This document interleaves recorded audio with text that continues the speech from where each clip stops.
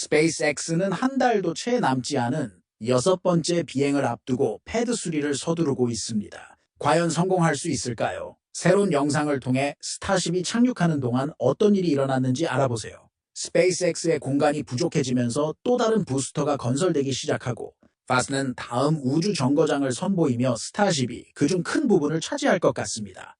스타쉽 업데이트.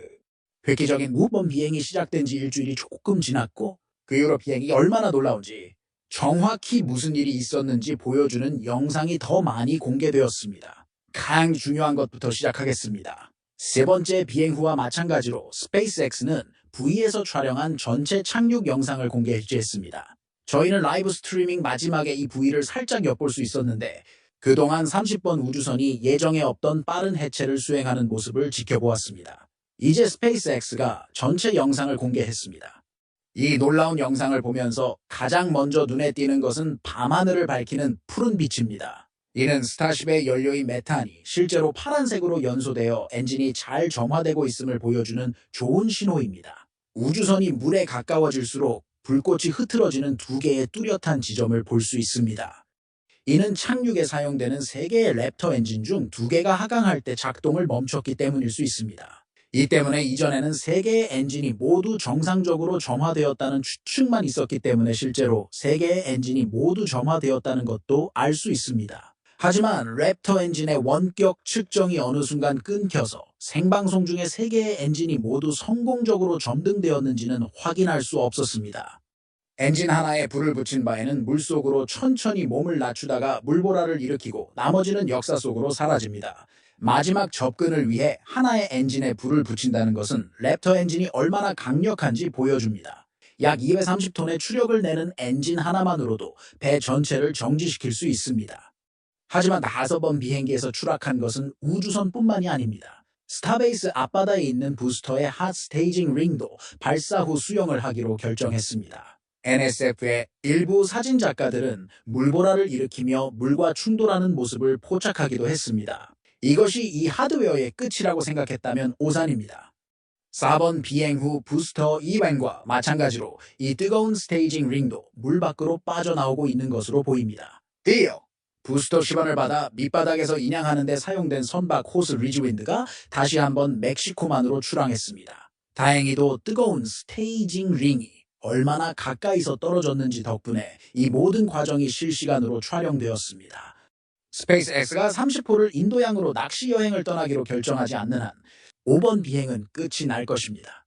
해저에서 30호를 회수하기 위한 낚시 여행은 기념비적인 작업이 될 것입니다. 스플래시다운 구역 주변의 바다는 약 5,000m 또는 16,000피트 깊이입니다. 6번째 비행을 위한 준비는 이미 잘 진행되고 있으니 다음 비행에 집중합시다.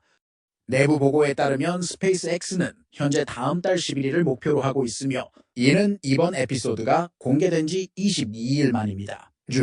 시간이 촉박하다는 뜻이며 스페이스X가 가장 먼저 확인해야 할 것은 수리입니다. 결국 발사 마운트가 없으면 발사도 없습니다. 하지만 스페이스X는 발사 마운트가 있어야만 다른 일을 할 수 있습니다. 정적 화제입니다. 현재 부스터 잽3은 4월에 극저온 테스트를 마친 후 6번 비행에 투입될 예정이며 지금쯤이면 3주세인데 랩터가 모두 장착되어 있어야 합니다. 즉, 스페이스X는 이 부스터를 정적으로 발사하고 싶을 것이고 발사 마운트는 현재 부스터의 33개의 랩터2 엔진이 생성하는 7,500톤의 추력을 견딜 수 있는 유일한 장소입니다. 게다가 메시에는 부스터를 위한 마운트가 없기 때문에 발사장에 있는 OLM이 전부입니다. 그래서 작업자들이 타워보다는 발사대 자체에 거의 전적으로 집중하는 모습을 볼 수 있었습니다. 발사 마운트를 빨리 가동할수록 부스터 시선을 더 빨리 테스트할 수 있고 정적 발사 중에 발생할 수 있는 문제를 해결할 수 있는 시간을 벌 수 있기 때문입니다. 지난 며칠 동안 작업자들은 발사 마운트에 몰려들어 갑판 전체에 비계를 설치하고 작업자들이 외부 배관에 접근할 수 있도록 맨리프트를 올렸습니다. 이전 발사 때 이 배관은 꽤 잘 견뎌냈던 것 같으니 이번에도 그럴 수 있기를 바랍니다. 하지만 현재 많은 파이프에 녹이 스물어 있는 등 상당히 낡은 상태라는 것을 알 수 있습니다. 하지만 발사 중 극한의 온도와 습하고 염분이 많은 바다 공기는 거의 모든 것이 녹슬기에 완벽한 환경을 제공하기 때문에 이는 예상할 수 있는 일입니다.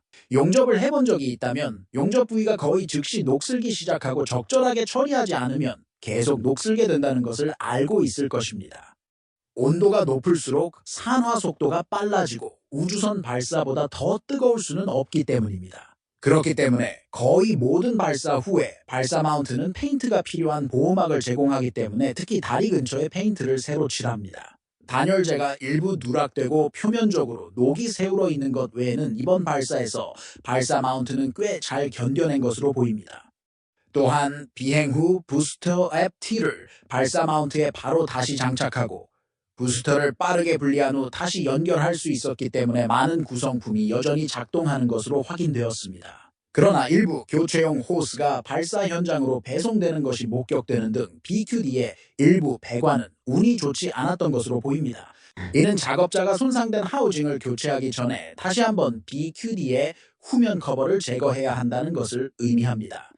스페이스X가 얼마나 빨리 준비했는지에 따라 이런 일이 발생할 것으로 예상되었기 때문에 교체품을 대기 상태로 준비해 두었습니다. 사진을 보면 이러한 손상의 일부가 어디서 발생했는지 알 수 있습니다. 부스터 퀵 디스커넥트 쉴드 상단 근처에 선명한 그을린 자국이 있는데 이는 뜨거운 가스가 그곳을 통해 유입되어 섬세한 호스에 손상을 입혔을 가능성이 높다는 것을 의미합니다. BQD에 대한 작업은 오래 걸리지 않을 것입니다. 그러나 훨씬 더 많은 수의 랩터 퀵 디스커넥트에는 수리가 필요할 수 있습니다. 작업자들이 부스트 칩센의 정적 화재에 대비해 패드를 준비해야 하기 때문에 앞으로 며칠 동안 이 두 장비의 수리에 집중할 것입니다. 흥미로운 점은 준비 작업의 일환으로 발사 마운트에 부스터를 쌓기 위해 부스터를 정렬하는 데 사용되는 부스터 정렬 핀을 다시 설치했다는 점입니다. 불과 며칠 전만 해도 스페이스X는 이러한 정렬 핀 없이도 부스터를 완벽하게 쌓을 수 있었기 때문에 매우 흥미로운 일이었습니다. 그러나 BQD가 어떻게 부착될 수 있는지를 보면 이는 전혀 필요하지 않지만 더 빨리 쌓을 수 있도록 시간을 절약하기 위해 설치한 것일 가능성이 높습니다. 이 모든 것이 스페이스X이 막대한 비용을 초래합니다. 나사의 우주 발사 시스템을 보면 예산 관리가 프로젝트에 얼마나 큰 영향을 미치는지 알 수 있습니다. 함께 예산을 관리해 봅시다. 우주 마이크 엔지니어링의 팬으로서 프로젝트 데이터 및 일정을 추적하는 것은 필수적이며 개인 비용을 관리하는 것은 완전히 다른 복잡한 발사대가 될 수 있습니다. 발사 마운트 및 부스터 활동 작업자들의 또 다른 관심사는 캐치함이었습니다. 50톤의 로켓 부스터를 공중에서 잡는다는 점을 생각하면 당연한 일이죠. 잔여 연료가 있다면 훨씬 더 많을 것입니다. 우리가 알 수 있는 바에 따르면 그들은 완벽하게 견뎌냈고 잡기 전에 스페이스X가 수행한 모든 업그레이드가 성과를 거두었습니다. 부스터의 구조적 보강재가 패드를 문질러서 생긴 몇 개의 흠집 외에는 완전히 손상되지 않은 것처럼 보입니다. 더 자세히 살펴볼 수 있도록 완전히 다시 열 수도 있습니다. 제가 궁금한 것 중 하나는 스페이스X가 타워 B에서 그랬던 것처럼 이 젓가락을 계속 짧게 만들지 여부입니다. 어쨌든 부스터가 착륙할 때 정확했으니 이것도 짧게 만들지 않을까요? 미래 발사 인프라에 대해 말하자면 비발사대의 공사가 어떻게 진행되고 있는지 확인해 보시죠. 이 새로운 발사대는 첫 번째 발사대와는 완전히 다른 디자인으로 설계되었습니다. 이제 최소한의 유지보수와 신속한 재사용을 위해 화염 전환기와 많은 업그레이드가 이루어졌으며 패드 A에서 얻은 교훈을 바탕으로 최근 레드라인 헬리콥터 투어스와 함께 비행한 덕분에 화염 전환기 작업이 어떻게 진행되고 있는지 확인할 수 있었습니다.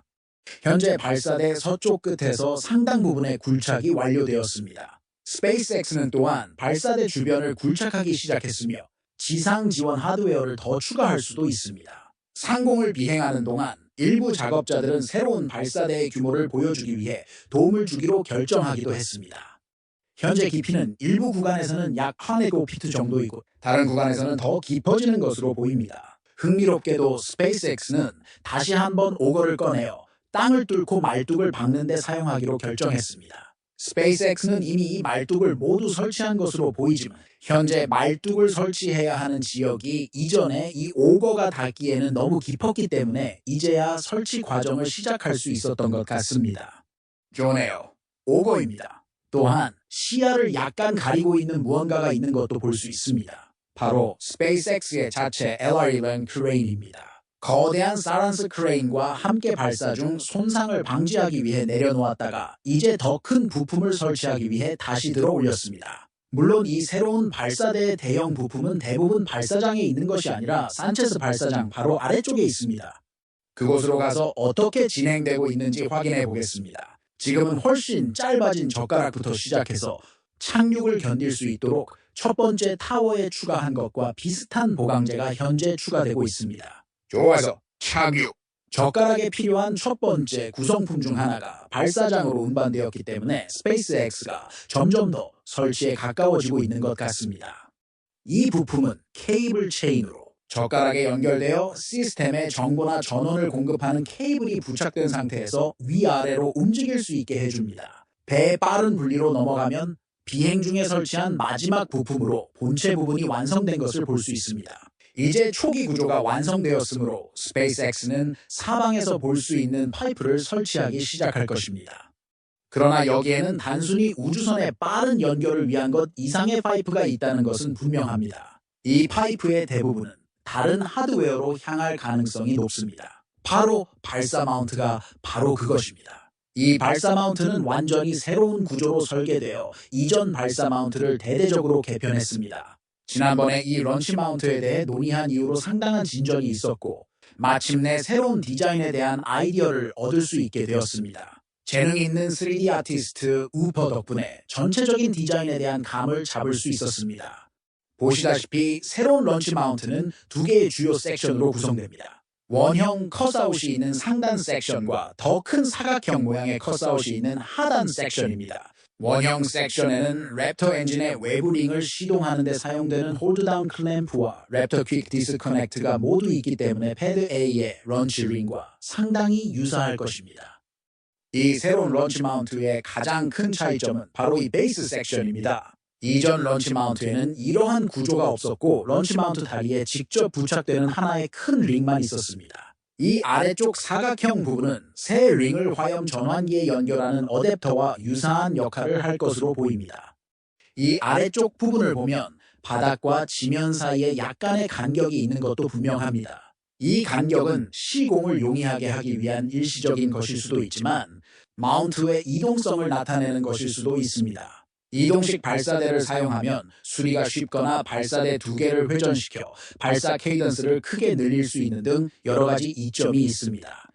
스페이스X가 이 마운트로 어떤 결정을 내릴지 자세히 지켜보겠습니다. 그동안 지난 며칠 동안 꽤 많은 활동이 있었던 제작 현장으로 시선을 돌려보겠습니다. 부스터 세리를 메가베이로 성공적으로 롤백한 후 부스터 16의 첫 번째 조각이 메가베이로 굴러 들어오는 것을 보았을 때 또 다른 부스터가 합류했습니다.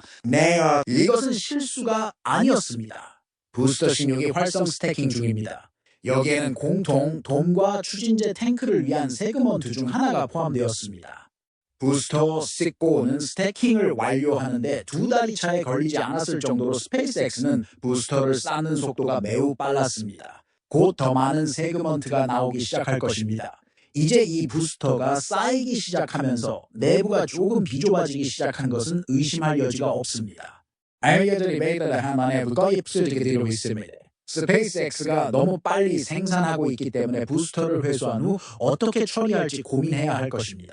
가능한 한 빨리 플로리다로 가는 비행을 제안합니다. 이제 막내 부스터에 대해 이야기했으니 이제 가장 오래된 부스터인 부스터 7로 시선을 돌려볼까요? 이 부스터는 더 나은 시절을 보냈기 때문에 적어도 남은 것만이라도 말이죠. 해저에서 인양되어 메시 박물관으로 운반된 후 스페이스X는 엔진을 제거하기 시작했습니다. 그리고 현재 부스터 버튼의 잔해에서 랩터 엔진을 모두 성공적으로 제거한 것을 보면 스페이스X가 정말 랩터를 쫓고 있었던 것 같습니다. 부스터 11호에서 수집한 정보가 얼마나 유용할지 궁금합니다. 이제 부스터가 온전한 상태라는 점을 고려하면 말이죠. 그러나 여전히 몇 가지 해답을 제공하고 스페이스X 엔지니어들이 정말 올바른 문제를 해결했는지 판단하는 데 도움이 될 것입니다. 이제 랩터를 제거했으니 예술가에게 의뢰해 잔해를 멋지게 정리하고 조형물로 전시하는 것은 어떨까요?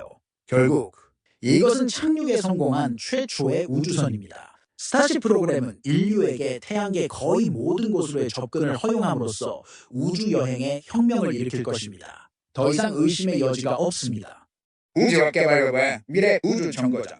나사가 아르테미스 프로그램을 위한 달 착륙선으로 스타쉽을 선택한 사실을 고려할 때 달은 스타쉽이 탐사할 목적지 중 하나입니다. 반면에 달에 사람을 보내면 달에 나가서 돌아다니고 싶을 텐데 현재로서는 이를 실현할 수 있는 좋은 수단이 없습니다. 현재 사용되고 있는 유일한 우주복은 이름에서 알 수 있듯이 다리와의 상호작용이 거의 필요하지 않은 우주 유영용 우주복입니다.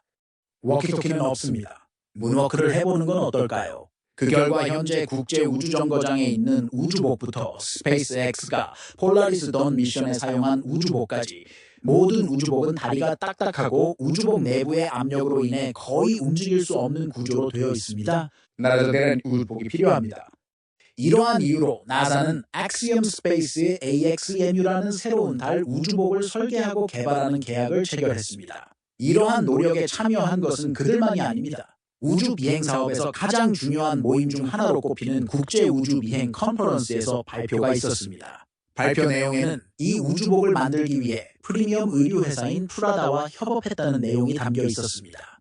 잠깐만요. 그게 뭔가요? DJ는 우주복인가요? 정말 그렇게까지 해야 할까요? 이 관계는 생각보다 훨씬 더 의미가 있습니다. 우주복은 결국 여전히 수트이고 다른 의류와 마찬가지로 제대로 만들기가 상당히 어려울 수 있는 상당한 양의 천과 직물이 있기 때문입니다. 프라다의 합류로 엑시엄은 새로운 우주복을 위한 직물을 보다 효율적으로 제조하는 데 필요한 기술을 확보할 수 있게 되었습니다. 분명한 것은 악마만 프라다를 입는 것은 아닙니다. 이 직물은 압력을 견디는 능력을 유지하면서 혹독한 환경에서 오랜 시간 동안 살아남을 수 있어야 하므로 정밀도가 가장 중요합니다. 또한 공개된 슈트는 이전보다 최종 디자인에 훨씬 더 가까워진 것을 알 수 있습니다. 이제 우주와 달에서의 열 관리에 필수적인 흰색과 회색의 배색이 적용되었습니다. 또한 엑시엄은 자체 우주 정거장 개발을 위해 적극적으로 노력하고 있으며 이 우주복의 우주 버전도 제작할 가능성이 높습니다. 그러나 우주 정거장 개발은 이들만이 하는 것은 아니지만 경쟁은 점차 치열해지고 있습니다. 2021년에 설립된 웨스트 스페이스는 민간 기업 최초로 우주 정거장을 성공적으로 발사하는 것을 목표로 자체 우주 정거장 건설을 위해 노력하고 있습니다. 뿐만 아니라 이들의 원대한 목표는 여기서 끝나지 않습니다. 파스트는 단일 모듈로 구성된 우주 정거장 헤이븐 1을 성공적으로 발사한 후 2025년 말경에 한 단계 더 발전된 헤이븐 2를 발사할 계획입니다. 비즈니스 기업입니다. 국제우주항공회의 IAC에서 워스트는 간단한 프레젠테이션을 통해 차기 우주 정거장에 대한 설계를 발표했습니다. 예비 개념에 따르면 헤이븐2는 빠르면 2028년에 가동될 예정이며 우주 정거장의 기초를 형성하기 위해 서로 연결된 4개의 개별 모듈로 구성될 것입니다. 애니메이션에서 이 기본 모듈은 폭이 약 5m, 길이가 약 15m인 것으로 보입니다. 이는 2028년 이후 우주 정거장을 미션 모듈로 확장하는 계획을 발표할 때 참고 자료로 제공했기 때문에 저희도 알고 있는 내용입니다. 애니메이션에서 이 핵심 모듈의 폭이 7m가 될 것이라고 언급했는데 이를 통해 우주 정거장의 크기를 대략적으로 추정할 수 있습니다. 파스는 2030년 이후 우주 정거장을 위한 4개의 모듈을 추가로 건설할 계획이며 그중 하나에는 에어락이 장착될 예정입니다. 회사가 설립된 지 2년밖에 되지 않았기 때문에 이 일정은 상당히 야심찬 계획으로 여겨지지만 지금까지 보여준 것을 보면 실현 가능한 것으로 보입니다. 이 우주선의 주요 모듈은 국제 우주 정거장에 있는 모듈보다 약간 더 큽니다. 이것은 렌더링이기 때문에 정확도가 어느 정도인지 확인할 수 없습니다. 각 모듈의 길이가 15m, 폭이 5m라는 사실은 모두 확장된 페어링을 장착한 스페이스X의 펠컨 헤비에서 발사할 수 있다는 것을 나타냅니다. 이는 이러한 구성 요소를 발사할 수 있는 로켓이 현재 사용 가능하며 완전히 이해되었음을 나타냅니다. 또한 이는 베스트가 헤이븐 1에서 얻은 전문 지식의 상당 부분을 재사용하여 이러한 모듈을 팔컨 9의 페이로드 페어링 아래에 맞도록 제작할 수 있음을 나타냅니다. 이러한 모든 활동의 결과로 이 우주 정거장의 제작 속도가 빨라져야 합니다. 하지만 폭이 7m에 달하는 핵심 모듈을 다시 한번 살펴보면 팔콘 헤비에서 주요 모듈을 발사할 경우 무엇을 발사할까요? 현재로서는 폭 7m의 모듈을 포함할 만큼 큰 탑재체를 운반할 수 있는 유일한 로켓은 당연히 스페이스X의 스타쉽입니다. 저를 대표해서 말씀드리자면 수년 내에 운영될 것으로 예상되는 새로운 우주 정거장이 모두 도착하여 국제 우주 정거장의 그랜드 피날레에 맞춰 정확하게 도착할 수 있기를 고대하고 있습니다. 국제 우주 정거장은 2030년경에 운영이 중단될 것으로 예상됩니다. 상황이 비참하게 바뀔 것입니다. 회장에 주주지어서 감사합니다. 여러분도 이 영상이 저처럼 통찰력 있고 흥미로웠기를 바랍니다. 재미있게 보셨다면 좋아요를 눌러주시고 친구들과 공유해주시고 더 많은 업데이트를 위해 구독하는 것을 잊지 마세요. 여러분의 성원은 채널 성장에 큰 도움이 되며 다음 영상에서 여러분과 더 많은 이야기를 나눌 수 있기를 기대합니다. 오늘의 주제에 대해 어떻게 생각하시는지 댓글로 여러분의 생각을 알려주세요. 다음 시간까지 건강 조심하시고 별을 향해 계속 도전하세요. 곧 또 뵙겠습니다.